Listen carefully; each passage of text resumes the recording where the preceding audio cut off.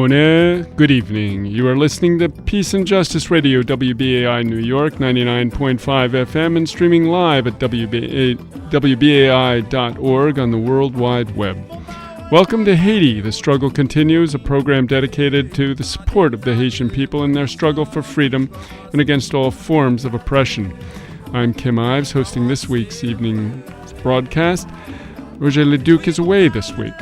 Later in the program, longtime Haitian political leader and journalist Ben Dupuy discusses what's behind Haiti's latest cabinet shakeup. And co-director of the Center for Economic and Policy Research, Mark Weisbert, explains why the United States should insist that the United Nations move to end Haiti's cholera epidemic. But first, here is some of this week's news. In the news for Haiti this week, nearly 3 months after being put in charge of Haiti's government, Prime Minister Laurent Lamotte is making changes to his cabinet. The government shakeup was announced in an email late Monday by the Prime Minister's office. There was no explanation provided in the announcement, only the names of the new ministers.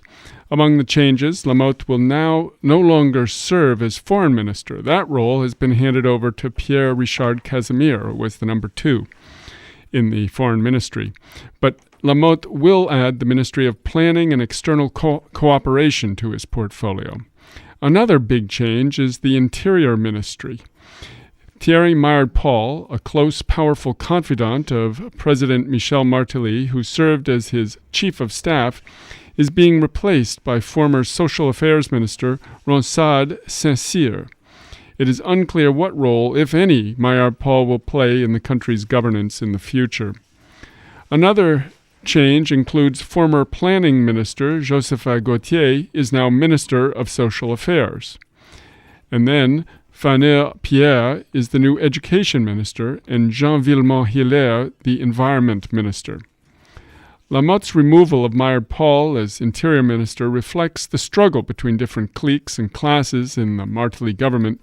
We will analyze these struggles with guests later in the show.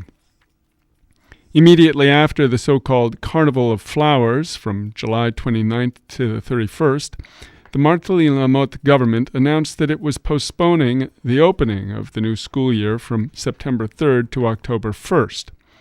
Prime Minister Laurent Lamotte announced the postponement during a working session of the Committee on Economy and Finances in the House of Deputies on August 3rd. Quote, "We pushed back the school for 3 weeks to enable the people to prepare," said the Prime Minister. However, he did not elaborate on how the people should or could prepare, nor how the government might assist them. This decision was widely criticized by educators who feel that the Haitian education system does not have enough class days. Worldwide, the average number of school days is around 200 a year, while in Haiti it is below 150 days a year, with only an average of 4 hours per working time per day. This has been debilitating on the quality of school education in Haiti. Other critics say the Martelly-Lamotte government had spent plenty of time and money to carefully prepare the Carnival of Flowers, which cost over $1.6 million, and that they showed no concern for the reopening of classes. Meanwhile, the Martelly government continues to claim that it is providing new levels of free education in Haiti. If this claim were true, critics point out, Haitian parents would have very little to prepare, and the Haitian government would not have to postpone the start of the school year until October 1st. In a press conference on July 30th, Fritz Gustave, a local resident of Séguin in the Southeast Department, denounced the July 23, 2012 massacre by Haitian police of his peasant neighbors in the La Visite Park. In the clash, 4 peasants were killed and 7 houses destroyed. This is not a matter of protecting the environment, as they claim, Gustave said. It is just a matter of a small group of bourgeois from Pétionville and Jacmel who are advancing their business interests, end quote. Recently, slum dwellers in the hillside shantytown of Jalousie in Pétionville were threatened with eviction in June under the pretext of protecting the environment, while bourgeois families continue to build castles on the same hills, critics say. Gustave said the July 23rd attack in the La Visite Park left 4 dead, 4 missing, and several wounded. The bodies of those killed spent 5 days in a house since the families had no money to cover burial expenses.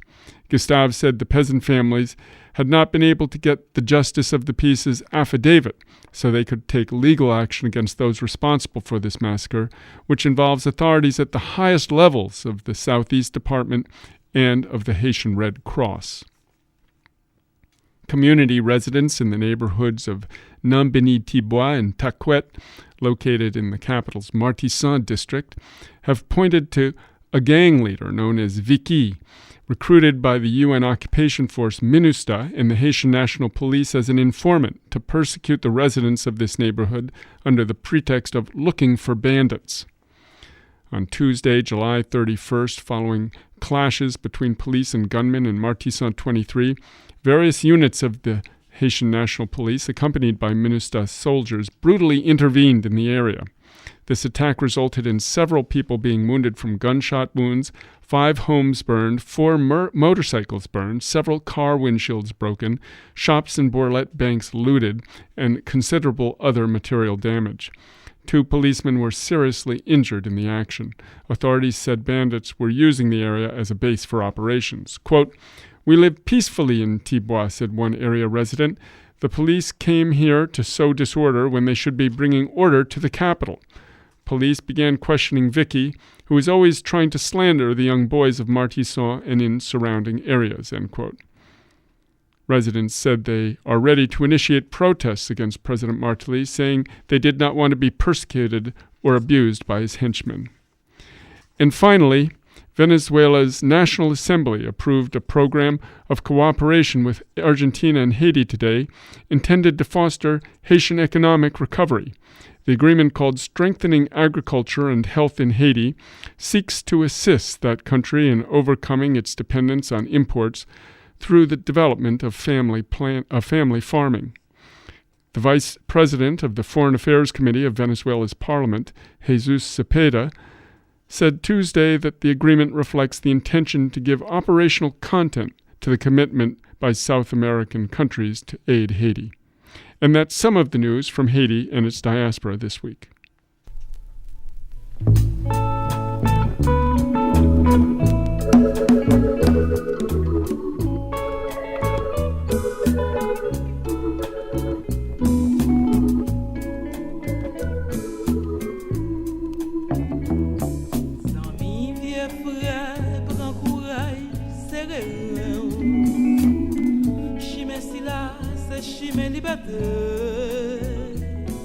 Faut qu'on gagne fier, faut qu'on gagne tête en place. Pour ça capable qu'est la victoire. La vie son chai, douleur ou à beauté. Chaque jour passé, mène vieux corps aller. Yo lave mais yo n'en soit malheureux. Vieux nègre, pas de repos. Pour déchouquer la misère, rache mauvais âme, jeter. C'est femme qui s'en voyant vrai, qui pour chercher liberté.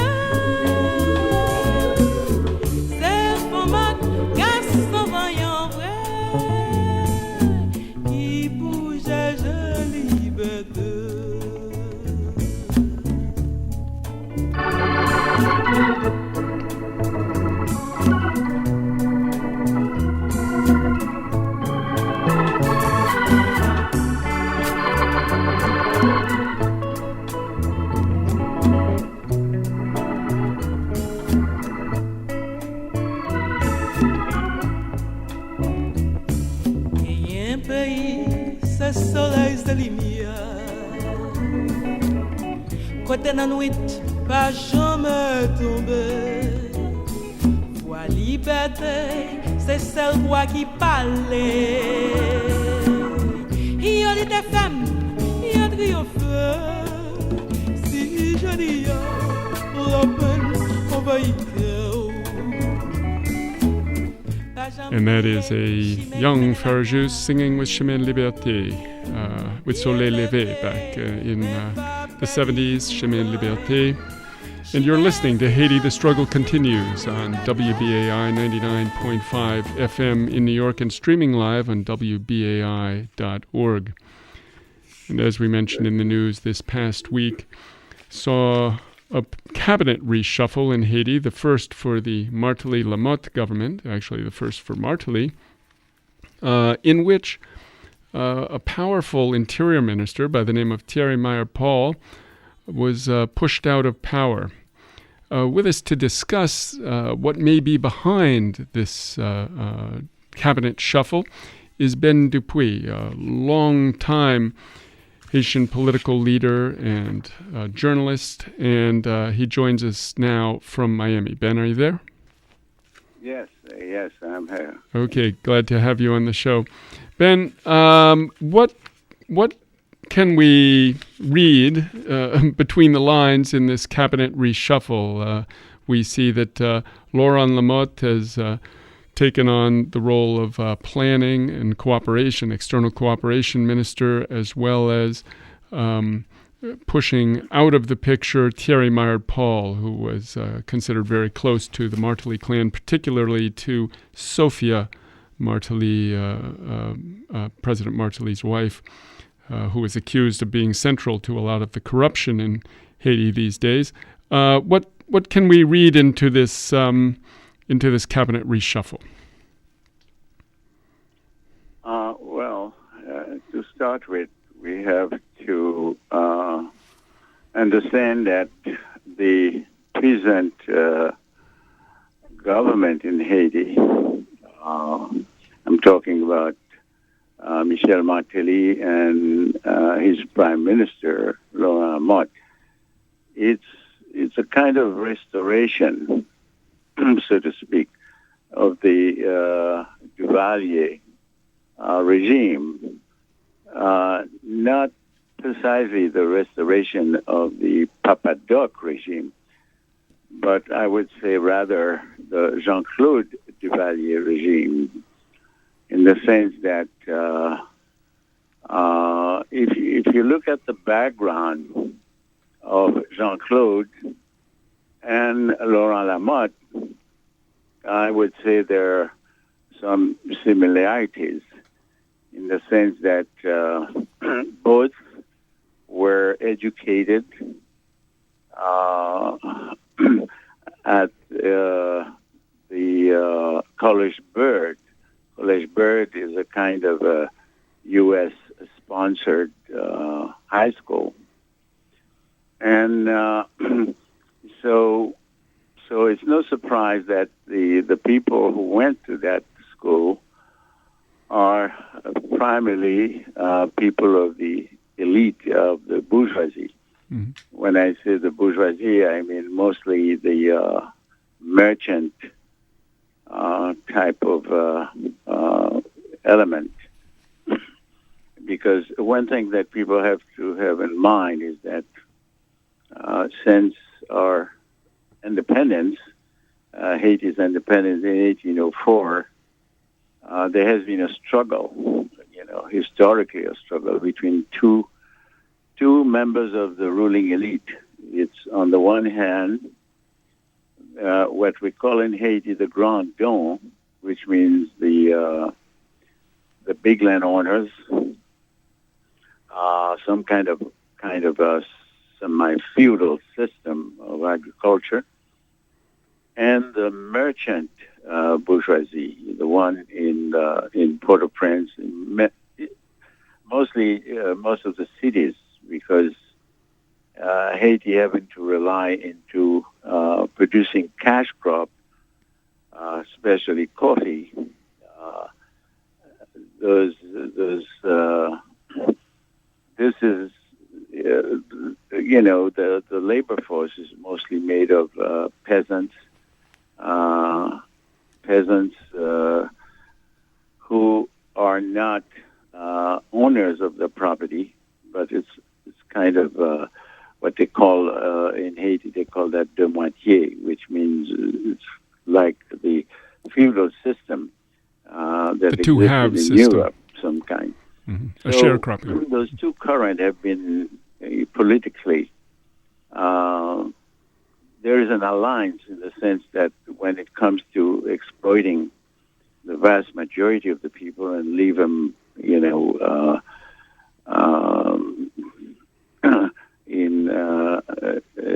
illiterate, etc. It's by no accident.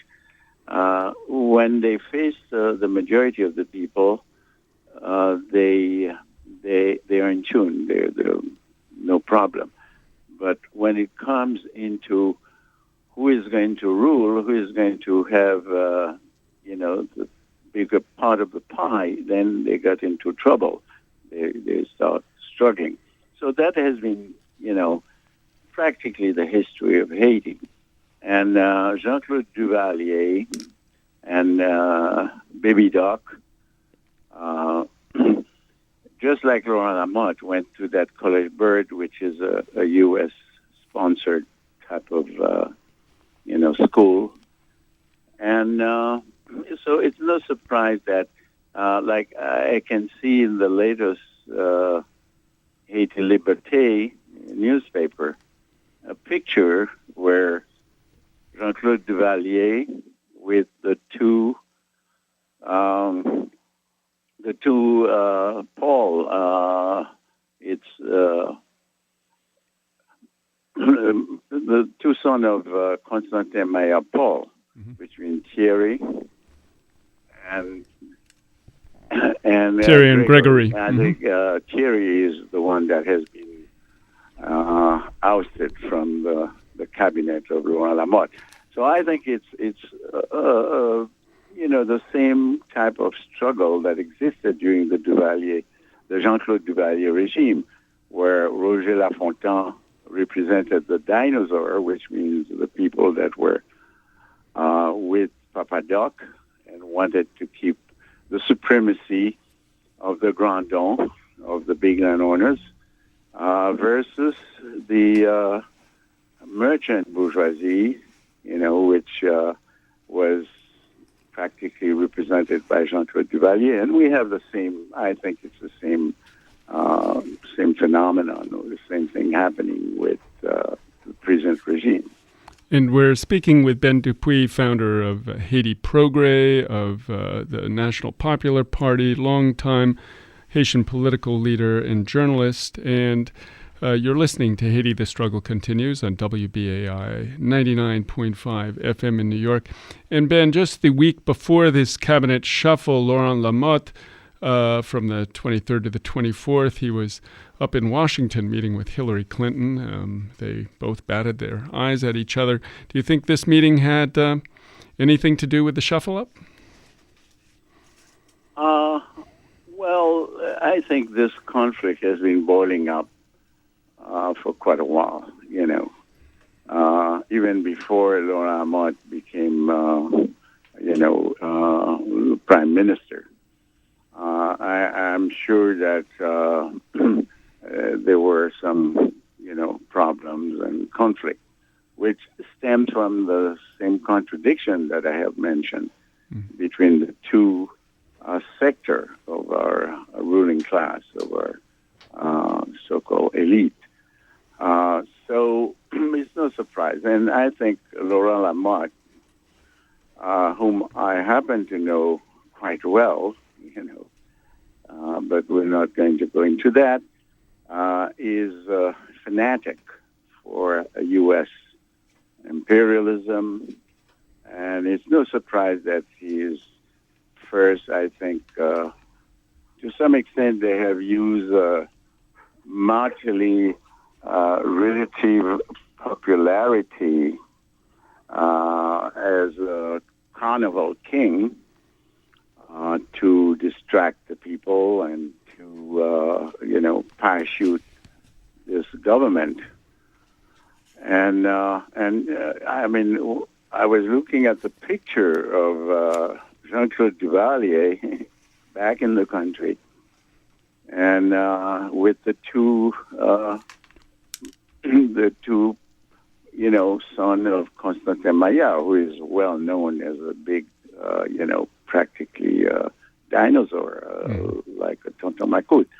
A de Valériste of the first hour, it's as they say. shocking because it's as if one would imagine that Fulgencio Batista would come back to Cuba, and forget about the crimes, the hundreds of thousands of people that have been massacred, that have been, put in jail to die, or even I would say that Adolf Hitler would come back to Germany, and be peacefully living his life.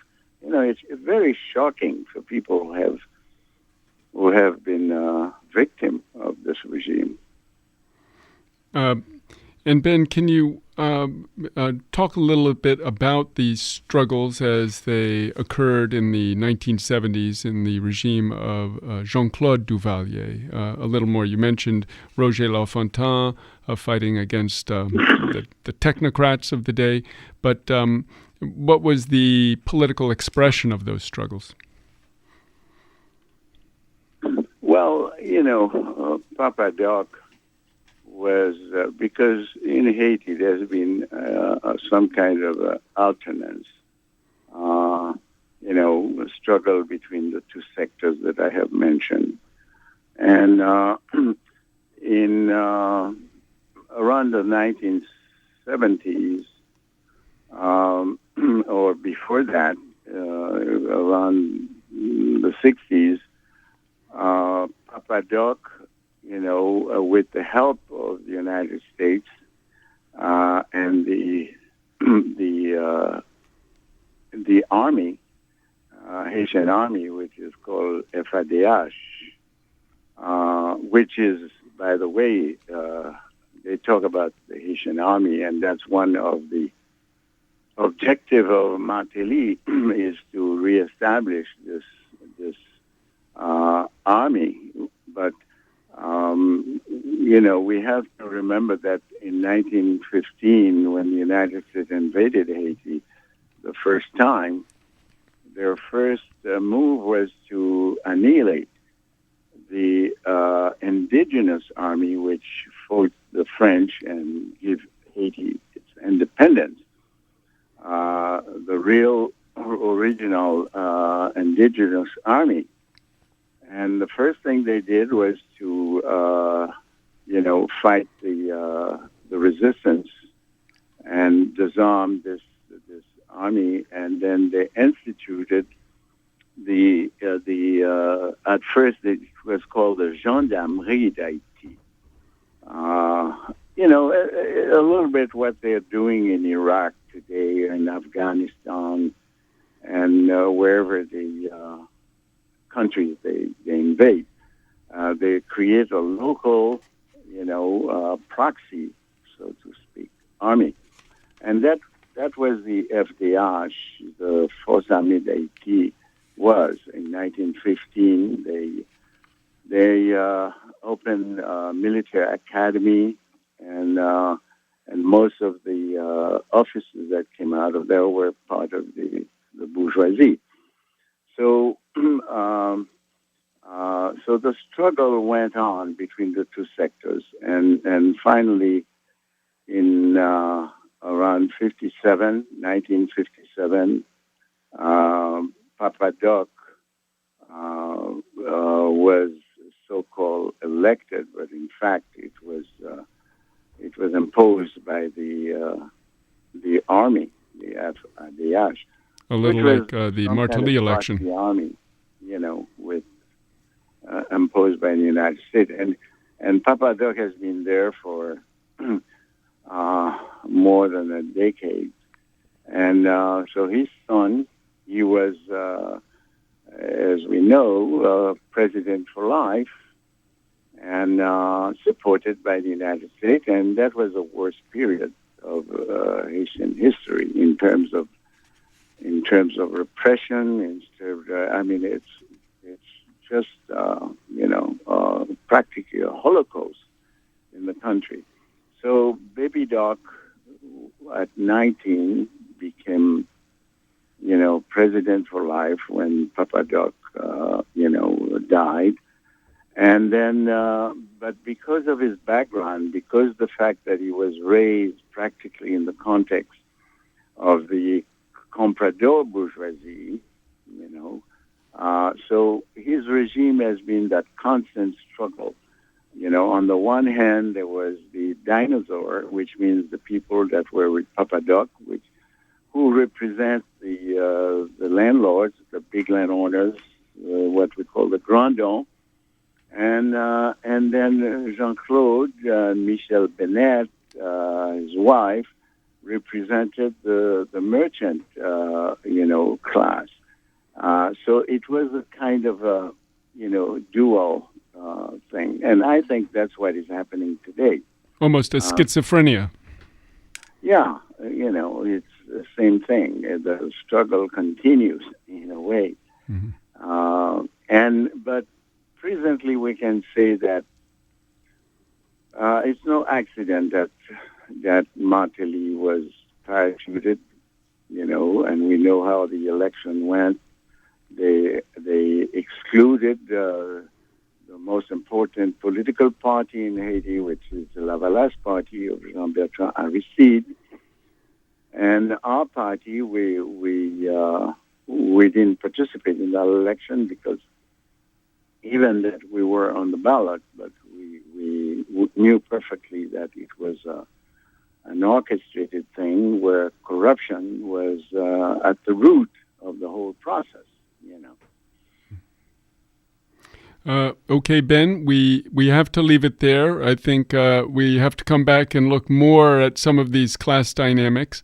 We've been speaking with Ben Dupuy, founder of the National Popular Party, the PPN, and of the newspaper Haiti Progrès. He's speaking to us from Miami and laying out for us some of the class dynamics between this week's cabinet reshuffling by Prime Minister Laurent Lamotte. Ben, thank you very much for joining us on the show, and we hope to have you back again soon. Okay, thank you. Okay. And you're listening to Haiti, The Struggle Continues on WBAI 99.5 FM in New York.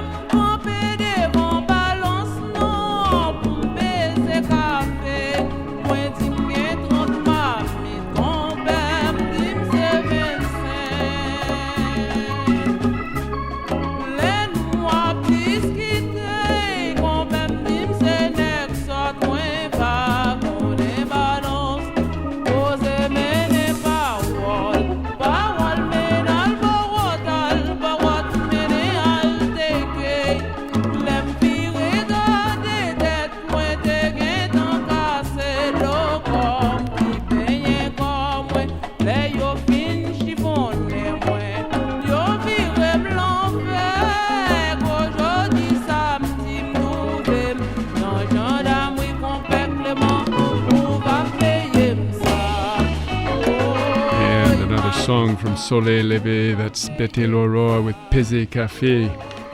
And you're listening again to Haiti, The Struggle Continues on 99.5 FM WBAI in New York.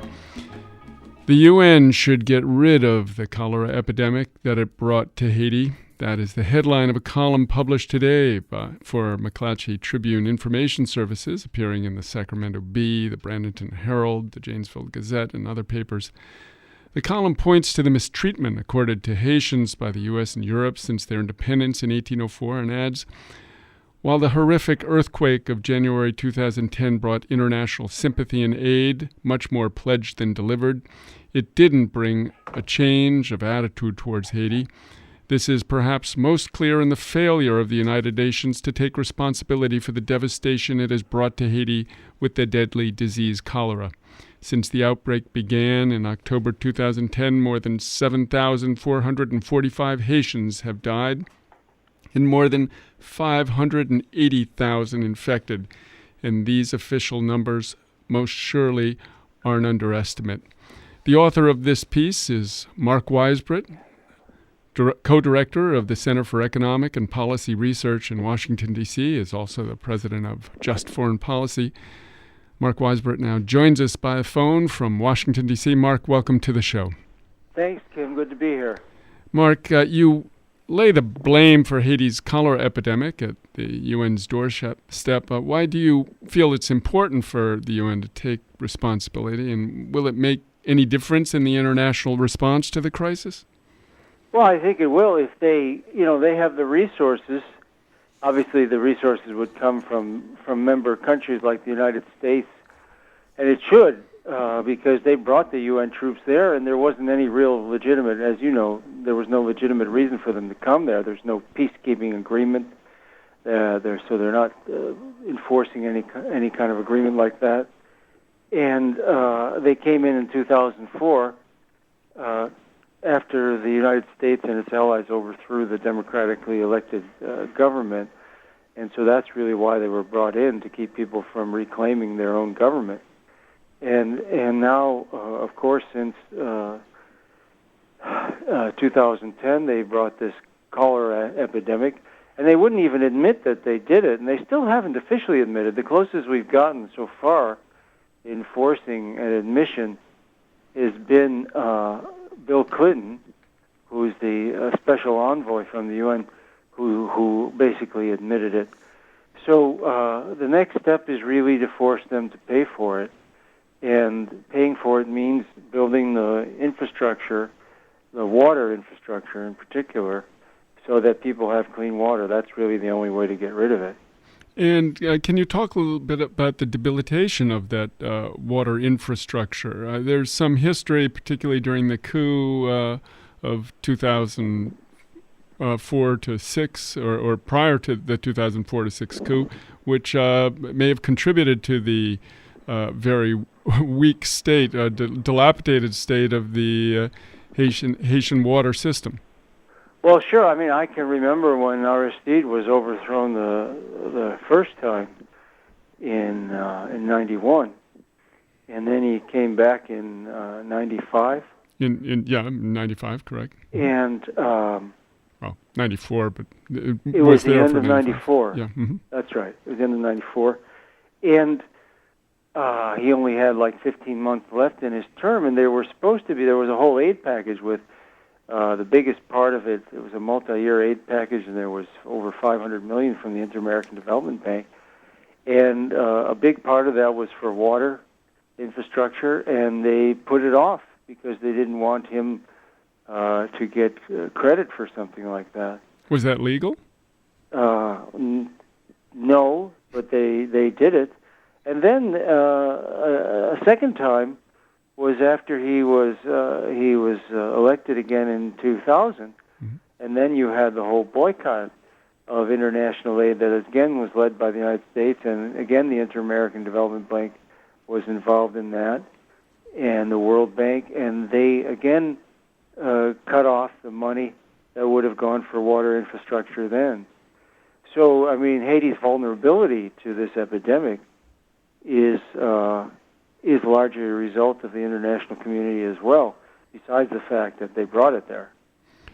You write, no wonder more than 70% of Haitians responding to a recent poll said they want MINUSTAH, as the UN mission to stabilize Haiti is called, to leave within a year. Why is MINUSTAH so unpopular in Haiti, Mark Weisbrot? Well, again, you've probably had shows on this too, but they've committed enormous amounts of abuses. They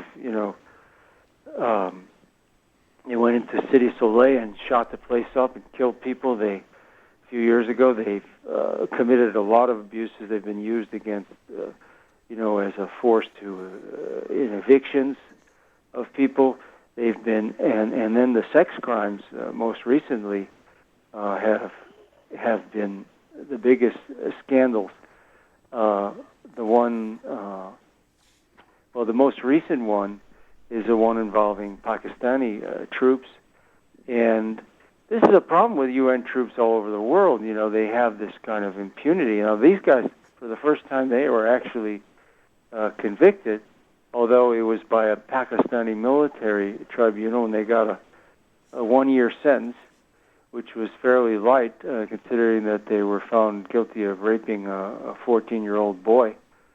And the worst part about this one is that it appears that higher-level UN officials actually tried to cover it up. And that's another scandal that has barely been even reported in the press. Last year, there was another scandal, and that was involving Uruguayan troops who were caught on video sexually assaulting an 18-year-old young man, and I don't think anything's really happened to them since. Right. No judgments even when they're shipped back home. And we're speaking with Mark Weisbrot, the co-director of the Center for Economic and Policy Research in Washington, D.C. He is the author of several books, including Social Security, The Phony Crisis, and writes a weekly column for The Guardian newspaper in England and for McClatchy. Mark, you look and treat all of Latin America. Can you just fit Haiti into the overall puzzle that is Latin America today? We see Brazilian troops basically spearheading a U.S.-run UN military occupation in Haiti. How do you explain all of this? Well, that one's not that easy to explain. I mean, I think that I don't know that Brazil would do that today. I think that at the time when Aristide was overthrown, the United States was able to achieve, at the time when he was overthrown the second time in 2004, a certain hegemony where even a government like Brazil, I think maybe didn't even understand what was going on there. I mean, I'm not making any excuses for it. It was terrible and it was wrong, and they still shouldn't be there. And I think all of them are going to get out. But the problem is they really they don't see Haiti, I think, the way they see the other Latin American countries that have left governments. And Haiti had a left government, and they just didn't see that. They didn't see that Aristide was really not that much different from them, from Evo, from Correa, from any of the other left governments, and so there wasn't the kind of solidarity that you see in the rest of Latin America, and I think that's a real tragedy.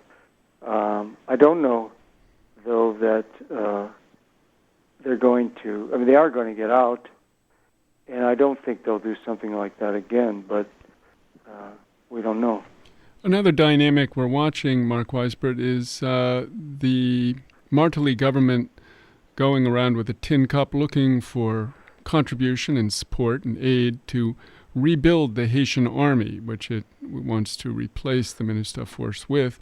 But as a neo-de Valleurist government, much of the Haitian population is very leery of a new army being brought back under de Valleurist or neo-de Valleurist auspices. Some of the places that have talked about providing support are not only Brazil, but Ecuador of Correa. Is this because they don't understand what Martelly is, or what is the dynamic going on that somebody like Correa of Ecuador would agree to helping Martelly rebuild the Haitian army? Yeah, that's a tough one to understand, too. I think for sure they don't understand what the Haitian army is and its history there. They don't know that. I think it also might be that they think that if they don't do it, it's going to be the U.S. that does it. That might be one way they're looking at it. It's very hard to say. It's the dynamic. with regard to Haiti, there's a very strong bias towards self-determination among all the left governments, and now really almost all of Latin America, because they've changed the whole political landscape.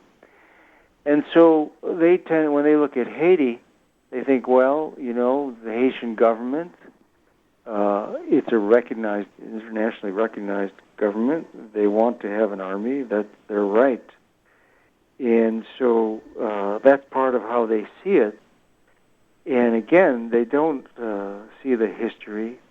They don't realize that, it's more like the National Guard was in Nicaragua, for example. And so I think that's part of why they don't understand it very well. Mm-hmm. I should say, too, there's a lot of racism involved. I mean, not overtly in the sense that they see themselves as racist, but I think that's part of the problem in terms of other governments understanding Haiti. Mm-hmm. A little bit like the Seminole Continental-Wide Congress, which excluded Haiti, even though it was the one that had provided the ships and printing presses and guns to help Bolivar free much of the continent. No, that's right. It's a lot of the same story, over the last 200 years. Mark Weisbrot, can you just sum up in the last 2 minutes we have here what should be done to pressure the UN to take responsibility for bringing cholera to Haiti? Well, I think, the mandate is up for the MINUSTAH, the UN mission, the military mission. On October 15th? In October, and the UN Security Council is going to have to renew it. And what I would like to see, and a lot of people I think are going to try this, is to try and get one of the countries on the Security Council, even if you just got one of them, and I don't mean just the permanent members, but any of the non-permanent members at the time, to say, okay, if you want to renew the mandate, then you've got to pay for this infrastructure. Just make it a condition, at least. Mm-hmm. Better, of course, is you could get them out altogether. But, as I pointed out in that column, the $800 million that they're wasting on this mission is enough to have basically clean water in Haiti. Right. You say that is basically the price tag for a new water system is what they pay the UN troops to point guns at people sitting in the dust for a year. Yeah, so I think that's one pressure point, the Security Council. Mm-hmm. And just trying to get, if even one country were to raise the issue, it might be enough political pressure. And how can listeners contribute to bringing about this political pressure? What can one thing that, some of your listeners probably already done is the U.S. Congress is one of our pressure points. It's very hard to pressure the administration. They don't care. But there are members of Congress. We got the majority of the Democrats in the House to write to Susan Rice and say, we want the UN to pay for this. They made this mess. And she hasn't even answered yet. It was a few weeks ago. So people in New York can pressure Susan Rice, demand an answer from her. Susan Rice being the U.S. ambassador to the United Nations and in many cases often acting as the enforcer down there. That's right. Mark Weisbrot, how can people keep track of your writings and so forth and the work of the CEPR? Well, you can find us at cepr.net, and on the homepage we have a blog that probably is the only one that has one of the only blogs that has regular details on what's going on with the UN and various other things in Haiti. And that's called the Haiti Relief and Reconstruction Watch. Mm-hmm. And you can find that on the homepage, too. Can you give the website one more time, Mark? Sure. It's CEPR, Center for Economic and Policy Research, CEPR.net. And make sure you put that .net because .org will take you to the wrong place. That's another CEPR, yeah. That's another CEPR. Mark Weisbrot of Center for Economic and Policy Research, thanks very much for coming back on the show, and we hope to have you back again to continue explaining some of these knotty dynamics. Thanks, Kim. It's great to be here. Okay, thanks.